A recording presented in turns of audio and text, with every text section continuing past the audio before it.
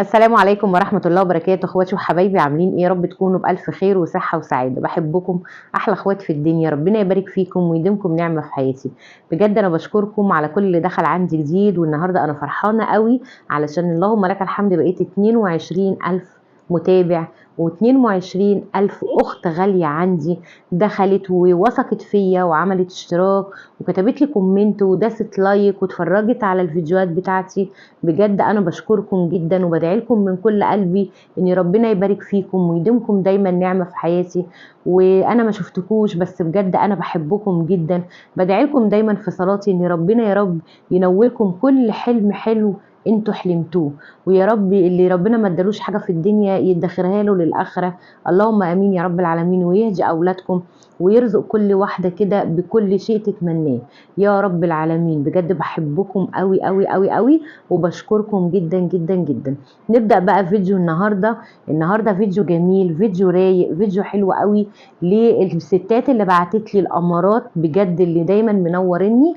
بعتت لي وقالت لي ايه انواع الملابس اللي احنا نجيبها للعروسة ونشيلها، اللي عندها اخت عايزة تجهز، اللي عندها بنتها اللي بتحب تجيب لنفسها. فالفيديو النهاردة جميل ومليان بأفكار حلوة. بس صلي على النبي صلى الله عليه وسلم ودوس الكومنت اللايك الجميل واكتبي لي كومنت حلو كده ونبدا ونسمي الله. اول حاجه انا عندي بنت وبجيب لها ملابس. زي ما قلنا احنا نبدا جهاز البنات من وهم سنهم صغير. طيب بس الملابس ما نبداش ان احنا نجيبها وهم سنهم صغير. طب انا دلوقتي جبت جهاز بنتي وهي صغيره، وطبعا انا شايفه بنتي لسه في اعدادي وانا من ابتدائي بجهزها والحمد لله وصلت معايا الاعدادي. فانا اجيب لها هدوم من دلوقتي ولا لا؟ اقول لك لا، لسه ما تجيبلهاش دلوقتي. لو عايزه تجيبي ادخلي جمعيه حلوه وهاتي سبيكه ذهب كده جرام وشيليها وهكذا، ولما تكبر شويه تبداي ان انت تجيبي لها الملابس بتاعتها. علشان خاطر مش هقول لك الموضه لا، دلوقتي الموضه اصلا بقت جميله غير زمان. الموضة دلوقتي لو السنة دي او بعد 10 سنين برضو الموضة جميلة وحلوة، بس علشان الشكل بيتغير. فاحنا لما بنيجي نجيب لبنتنا بيبقى مثلا ايه، بتبقى دخلت في سن العشرينات او ال19، فخلاص بنقول بقى لنفسنا لا هو بقى ايه، هنبدأ ان احنا نجيب لها اللبس. طب انا هنا دلوقتي مثلا انا هبدأ اجيب اللبس الشتوي. لما اجي اجيب اول حاجه اجيب في الكازيون يعني في السيل. انا بكلمكم كده بالبلدي عشان في ناس ما بتبقاش عارفه يعني ايه سيل. نبدا نجيب في الايه، في الاوكازيونات خلاص. يعني مثلا اخر الشتاء بيبدا ان الاسعار تخفض، انما اللي بيجيب في الاول ده لما بيلاقي حاجه الله دي البيجامات دي جميله، ده انا هخطف بيجامتين لبنتي، احب اقول لك لا، استني انت مش مستعجله عليهم. لو هتجيبي كسوه لنفسك تمام، انما هتجيبي لبنتك يبقى اخر موسم الصيف اخر موسم الشتاء. في التصفيات الحاجه اللي بتبقى ب 600 جنيه بتبقى ب 300 جنيه وبتبقى ب 400 جنيه، بتبقى قلت. اللي ب 400 بتبقى ب 250 وهكذا، تبص تلاقي السعر بتاعها قل. دي اول نقطه لازم تاخدي بالك منها. تاني حاجه لما اجي اجيب لبنتي، يعني انا دلوقتي مثلا بنتي 70 كيلو او 60 كيلو، ما اجيبش الحاجه مقاس بنتي بالظبط، لا اجيب حاجه مقاس بنتي بالظبط. اجيب مثلا لو انا هجيب لها 6 بيجامات شتوي بنطلون، يبقى انا هعمل ايه، اجيب 3 بيجامات مقاسها و3 بيجامات مقاس اكبر. اديها مقاس اكبر. لو بنتي بتلبس ميديان يبقى لارج، لو بنتي بتلبس لارج يبقى اكس لارج. وما اقولش اصل انا بنتي مش بتكبر، ما ينفعش اقول اصل انا بنتي ما بتكبرش، لا ده انا بنتي رفيعه. لا، حطي في اعتبارك اني يعني انا لما جيت اتجوز كنت 45 كيلو، يعني كنت رفيعه جدا جدا. انا لما فستان العروسه بتاعي لما اولادي بييجوا يلبسوه ما بيدخلش فيه. فالجسم بيختلف وبيختلف، انت ما تكونيش واخده بالك. فهنا في اختلاف في الجسم. دي تاني حاجه برضو تاخدي بالك منها. النقطه اللي بعدها لما اجي اجيب مثلا بيجامات لبنتي، بتيجي تجيبي البيجامه. النقطه دي برضو انا ايه يعني كنت بحذر دايما منها وانا بشتري حاجات لهدى بنتي. يجي يقول لك البيجامه دي عامله 750 جنيه. ليه يا عم عامله 750 جنيه؟ ما البيجامه في كل حته ب 350 او ب 400. يقول لك دي 8 قطع. طب هي في حاجه بتلبس غير البادي والبنطلون بتاع البيجامه؟ ولو عليها روب صغير يبقى فين بقى الثمان قطع دول؟ 3. في توكه، في شبشب، في بندانه، في مش عارفه فيها ايه، كل ده بيتحسب لك. طب انا ليه اجيب حاجه غاليه عشان التوكه والبندانه والشبشب والكلام ده كله؟ لا طبعا، انا لما اجي اجيب بيجامه اجيب بيجامه بادي وبنطلون، بادي وبنطلون. لو انا حابه ان انا اجيب لها البيجامه مروب ماشي، اجيب منها واحده او اتنين، ما كترش، ما اروحش اجيب مثلا 4 بيجامات اللي هي مروب واقول لا علشان انا هجيبها غاليه علشان تدفي بنتي. ما انا هعمل ايه بقى؟ انا هجيب بيجامه اللي هي مروب، اللي هي الروب قصير دي، اللي هي باجي وبنطلون وروب قصير. ممكن اجيب منها اتنين، اجيب واحده فاتحه واجيب واحده غامقه، بس غامقه بتلمع، مش هجيب كحلي اللون الغطيس ده اللي هو ما بيبقاش، لا اجيب حاجه على بينك كده حلوه، واجيب حاجه مثلا لونها غامق شويه بس تكون فيها لمعه العرايس. واجيب بقيه البيجامات عاديه القطيفه بتاعتنا العادي. واجيب بقى روب يكون طويل، اجيب روب يكون طويل. طب انا بنتي هتقول لي لا يا ماما ده انا قصيره ما بحبش الرواب الطويله، لا اجيب لها روب طويل واقصره مقاسها. ليه؟ علشان بنتي مثلا بعد الجواز، بعد الشر عليها، عملت عمليه، حصل حاجه، تبقى لابسه الروب تقيل يدفيها، ربنا يهنيها وحملت وولدت، يبقى لازم تلبس روب كده يكمرها ويدفيها ويكون روب طويل. انا هنا ما اسمعش كلام بنتي، ما اقولش اصل انا بنتي قد كده اهو وصغننه مش هيبقى حلو الروب عليها، انا اجيب لها قصير. لا اجيب لها روب طويل واقصره لها قبل ما اشيله اشيله في الشنطه، يبقى انا اوديه للترزي واقصره لها، لان بنتي لما تتجوز ولا هتقصر ولا هتعمل وهتبقى ملخومه ومش هتعرف تعمل حاجه. يبقى الحاجه اللي هو مثلا الروب عايز يتاثر يبقى انا هنا اقصره لها. نيجي هنا مثلا لنقطه مهمه، البيجامات الدفايات. البيجامات الدفايات دي زي ما انت عايزه تجيبي جيبي، انا مش بحدد لك انت هتجيبي كام، بس انا افضل مش اكتر، يعني البيجامات كلها مش هيبقى اكتر من 6 بيجامات او 7 بيجامات، التوتال كله للي هو بروب والقطيفه واجيب الدفايات. وبرده كل واحد البيجامات بتتجاب او اللبس عامه بيتجاب على حسب مقدره الام وقادره تجيب ايه، او الاب طبعا. فالبيجامات الدفايات عمليه، عمليه ليه؟ انا بنتي قايمه تروق، مش هينفع بقى تروق ببيجامه فرو وتغسل الشفاط وتروق وتغسل البوتاجاز وتعمل مش عارف ايه وتغسل المواعين. انت شايفه بنتك قاعده هنا على الكنبه عليها البطانيه، انما في بيتها لا، هتقوم وتتحرك، وراها اكل وراها شرب وراها سوق وراها كل الكلام ده. فالبيجامه الدفايه تنفع تحت اسدال السوق، العبايه بتاعت السوق، تنفع في البيت وهي بتروق وبتعمل. فدي بتبقى يعني ايه، عمليه اكتر، فاحاول ان انا اجيب لها منها كذا واحده. طيب هاجي هنا للبيجامات اللي هي الجلاليب اللي هي قصيره، اللي هي ليها شراب طويل، اللي هم الجلاليب البرمودا، اللي هم الشتوي الكاشمايو، ما كترش منها. انا ممكن اجيب لي منها لبنتي 2 لونين حلوين كده، لو انت بتحبي الفواتح اجيب لها 2 حلوين ومش اكتر من كده، لان هم انا شايفاهم هم مش عملين قوي. بعد الجواز البنت بتبقى فرحانه بلبس العرايس، بس هي سنه واحده وهتبدا تلبس عادي زي ما كانت، مش عادي ان هو هتلبس تبهدل نفسها ولا ده، لا، بس هتبدا تلبس حاجات بقى خلاص، هتبقى مثلا حملت او دون فيبقى معاها بيبي، فهتبدا ان هي تلبس حاجات تدفيها وهكذا. فانا لما اجيب من الجلاليب دي احاول ان انا اجيب 2 3 مش اكتر من كده.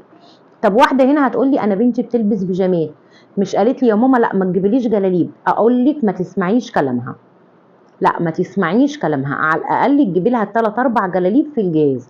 ما فيش حاجه اسمها انا بنتي متعوده على الترنجات وبنتي ما بتحبش لبس الجلاليب، الكلام ده مرفوض والكلام ده ممنوع، لاني انا جربته مع بنتي مع اولاد اخواتي وكنت بنصحهم دايما لازم تجيبوا جلاليب. لا يا عمته احنا مش هنجيب، لا يا خالته مش هنجيب، ولما حصل الجواز عرفوا ان فعلا لازم يكون في جلاليب في الجهاز.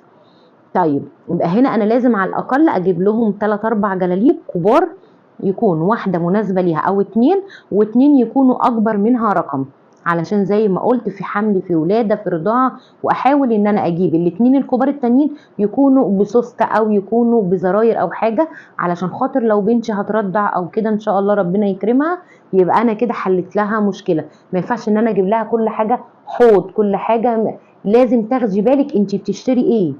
يبقى انا لما هجيب كله حوض او هجيب كله فرو من هنا برقبه، اللي هو الرقبه المرفوعه الحوض المرفوع، يبقى انا كده بنتي لما تيجي ترضع ابنها او بنتها مش هتعرف.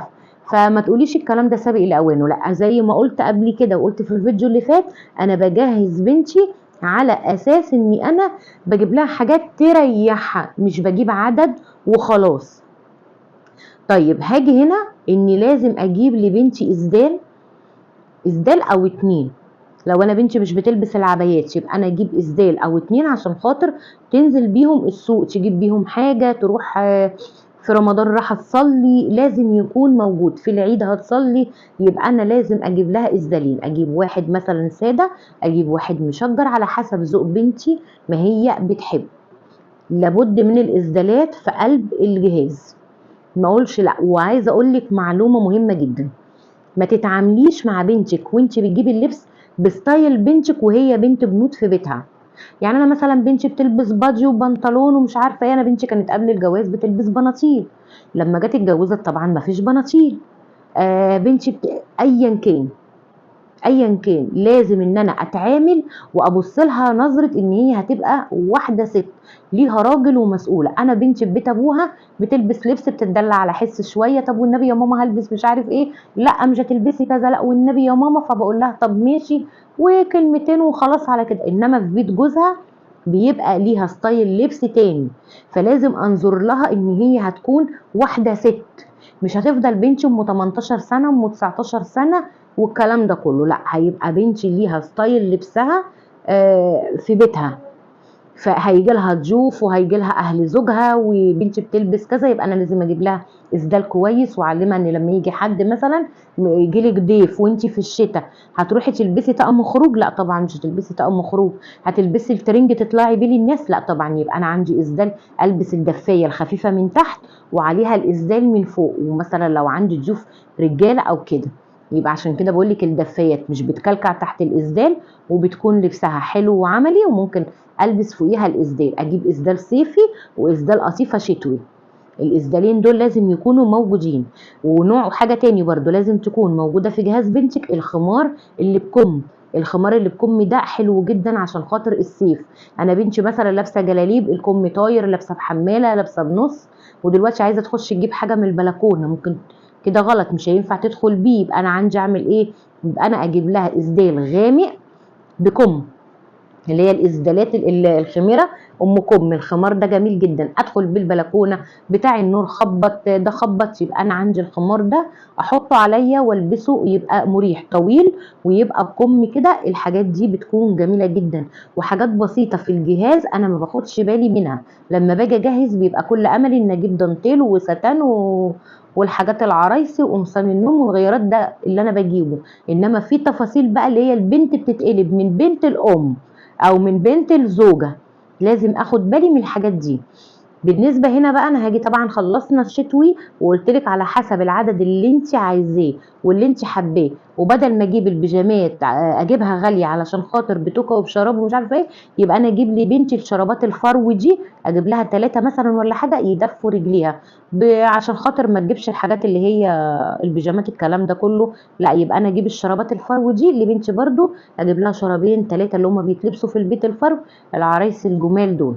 طيب يبقى هنا بقى هنيجي لايه، واجيب مثلا ايس كاب والحاجات دي برضو بتدفي ودانها، بدل مثلا ما تلف راسها بطرحه ان هي بردانه او الكلام ده كله، في الايس كاب والكوفيه احاول ان انا اجيب لها طقمين منهم يبقوا حلوين جدا على البيجامات. طيب هاجي بقى هنا للصيفي.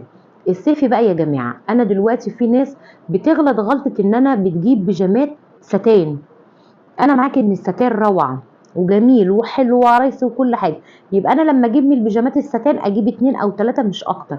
ليه؟ لان الستان في ساعات بتلاقي الجسم بيسخن، يبقى انا هنا اجيب بيجامات قطن، اجيب الحاجات اللي هي بتشرب العرق. ليه؟ لان البنت لما بتتجوز وبتيجي مثلا بيحصل لها حمل خلقها بيضيق، ما بتبقاش طايقه على نفسها اي حاجه.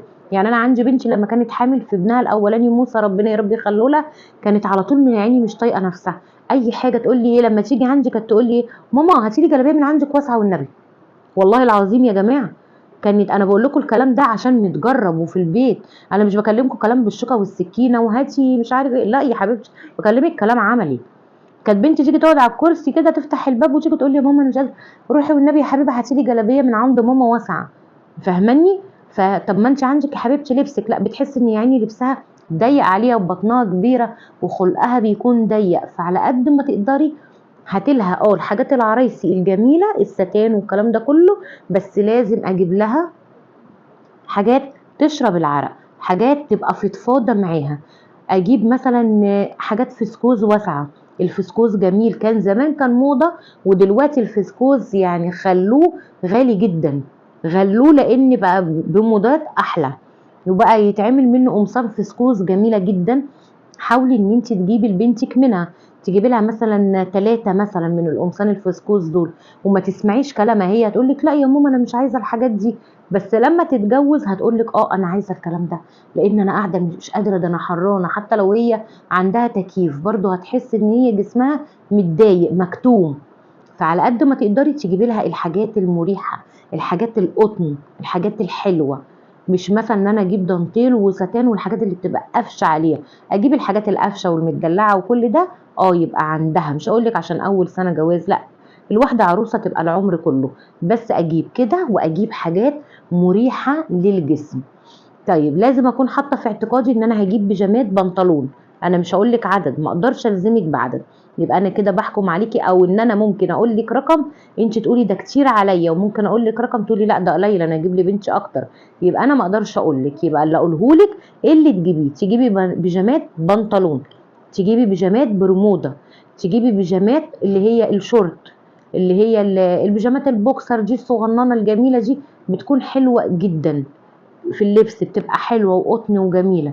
فدي انواع البيجامات اللي انت هتجيبيها. بالنسبه للجلاليب برضو هجيب تجيبي جلاليب بكم، تجيبي جلاليب بنص، الجلاليب اللي هي ام كم طاير، وتجيبي جلاليب وانت بتجيبي الجلاليب الصيفي تجيبي جلاليب استقبال تكون حلوه.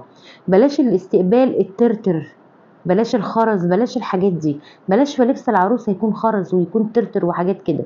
لبس العروسه بيبقى انسيابي والوانات هاديه والوانات صافيه وجميله. بلاش مثلا تبقى انا بنتي مليانه واروح اجيب لها جلاليبها مشجره، ما ينفعش. اجيب لبنتي حاجات ساده، ما ينفعش اجيب لها مثلا بيجامات بالعرض، قلم بالعرض، وانا بنتي اساسا عريضه من هنا او ليها بطن، ما اجيبش حاجات بالعرض، يبقى انا كده بتخنها بزياده. لما اجي اجيب لها حاجات مقلمه اجيب مقلم بالطول، ما اجيبش مقلم بالعرض. بالنسبه هنا بقى للكاشات المايو، براحتك، الكاشات المايو بتبقى قطن وجميله، بس ما تجيبيش كاشات مايو دايما ضيقه. هاتي كاشات مايو ضيقه وقصيره وكل المدلع اللي عايزه تجيبيه، بس برضو حطي في اعتقادك 3 يكونوا واسعين شويه، فضفاضين شويه، دايما خلي حاجات فضفاضه في الجهاز. الغيارات الداخليه برضو يا جماعه تجيبي مقاسات بنتك، وبعد كده تزوجي عليها رقمين مش رقم واحد، علشان برضو الجسم بيتغير. وحاولي تجيبي غيارات قطن تكون كويسه، علشان خاطر برضو يعني بنتك هتحتاج القطن كويس قوي، يعني انتوا عارفين. ولازم تجيبي غيارات ليها لوحدها للبريود، واللي هي للولاده للبريود للحاجات دي تجيبي مثلا 6 غيارات او 6 حاجات كده تشيليها على جنب، وانت تبقي فاهمه برضو تفهميها ان الحاجات دي هتستخدمها في ايه. فالغيارات بتنفع جدا، بس تكون قطن وتكون عمليه. هاتي دانتيل وهاتي ستان وهاتي لاميه وهاتي كل اللي انت عايزاه، بس اهم حاجه تجيبي فيهم برضو غيارات قطن. طيب بالنسبه بقى للشريطه اللاميه والشريطه الستان برضو ما تنسيهمش، الشريطه دي مهمه جدا، حتى لو بنتك مش بتلبس الحاجات دي وهي بنت، لما هتتجوز هتلبسهم، علشان بجد بيبقوا حلوين جدا جدا، امارات كده في اللبس، وبيشربوا العرق وبيبقوا حلو قوي، وبيبقى شكلهم جميل. الباجيهات بقى يا جماعه، الباجي اللي بحماله، الباجي القط، الباجيهات ام كم، ساعات البنات بتحب تلبس باجيهات كده في البيت حتى لو بكم، وتلبس عليه بنطلون او شورت والحاجات دي وتقعد بيها، فدي برضو مش كل القصه ان انا اجيب قمصان نوم. الباجيهات والشريطه دي بتبقى حلوه، واجيبها فرداني، انا بقى مثلا انسق الطقم على بعض. طب هاجي هنا للبناطيل اللي بتتجاب لوحديها فرداني، البناطيل القطن دي بتبقى حلوه قوي، البناطيل اللي هي الصوف بتدفي جدا. لو بنتي مثلا خارجه ولابسه فستان، طب انا بنتي دلوقتي خارجه في الشتاء وهتلبس فستان، هتلبس ايه من تحت الفستان؟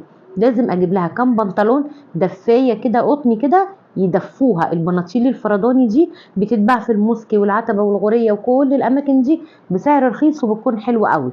لازم تجيبي البنت الباجيهات بكم من تحت، وتجيبي لها مثلا بناطيل تدفيها من تحت هدوم الخروج.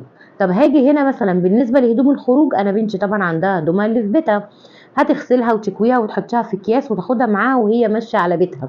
يبقى انا هنا اجيب لها حاجتين او 3 مناسبين جداد، اجيب لها طرحتين حلوين، اجيب لها شنطه خروج حلوه، علشان خاطر برضو يبان ان هي عروسه لما تجيني تروح لحماتها. لازم اخد بالي من النقط دي ما انساهاش.